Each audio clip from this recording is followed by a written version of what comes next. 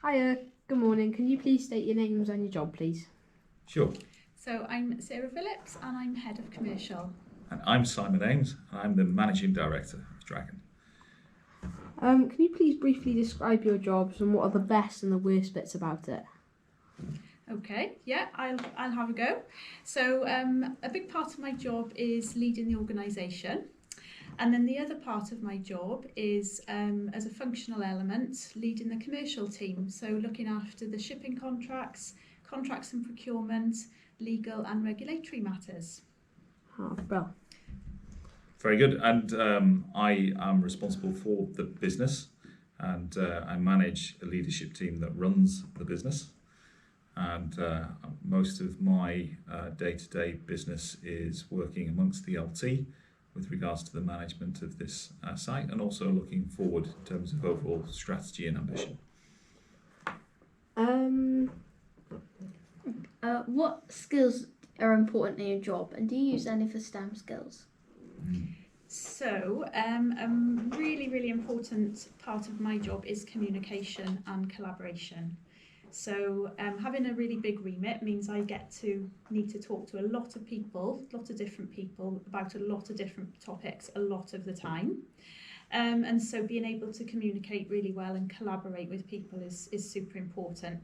Now, even though I don't directly have an engineering or STEM role particularly, it's very important for me in collaboration and communication with other members of the team that I have a good understanding of engineering. And so that is something that's very important, even in my commercial and leadership role, to make sure I'm fully on top of. Great. Okay. Did you want? Shall I answer Yeah, the question too? yeah.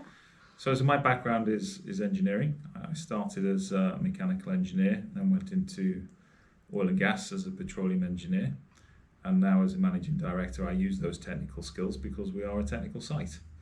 And we have a lot of important and complex process systems.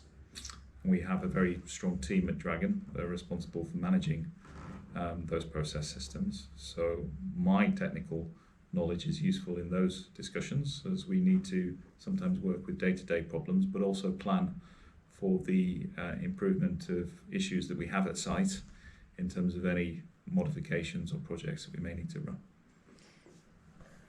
Are there any stereotypes or inequalities related to your jobs? Well, that's a bigger question.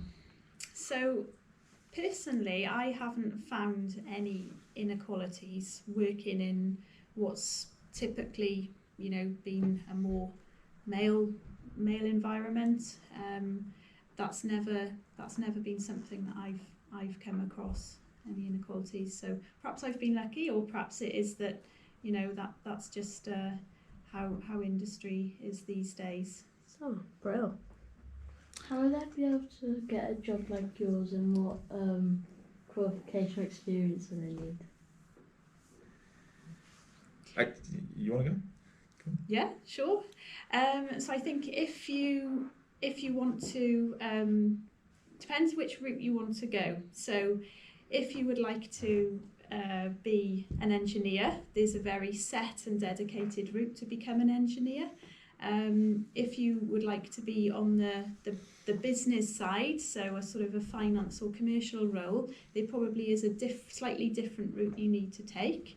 But the one thing I would say is don't be afraid to just get stuck in, get some experience, find out what you really like and what you would really want to do. And then you can decide from there. So yeah, get stuck in, don't be afraid of hard work, and just give things a go. I think that's great advice. And follow your passion. So it's you only have so much time in this world. Do something you really enjoy, because your career does go quite quickly, and so you need to put a little bit of thought into what you most enjoy. So use your school years and your early career opportunities to explore new things, and then try to follow your passion. Yeah, great. Okay. If you had one piece of advice for pupils in North Haven School, what would it be? Oof. Work hard and listen to your parents. That's what I say to my year 7 daughter. I think yeah. I don't think you can get to have a good career without that hard work. It does take that. It does take dedication. It does take, you know, some focused time and long hours to put the hard yards in. So a realization of that at a young age is useful, I think. Be curious. I remember when I was a kid, I always thought I knew everything. I would learn and work hard, but I probably didn't listen enough and wanted to find out more from other people. So listen to your teachers, listen to your parents, And but ask go questions. and ask lots of questions. Exactly, ask Yeah. lots of questions. There's Don't so be much to learn. afraid. No such thing as a stupid question.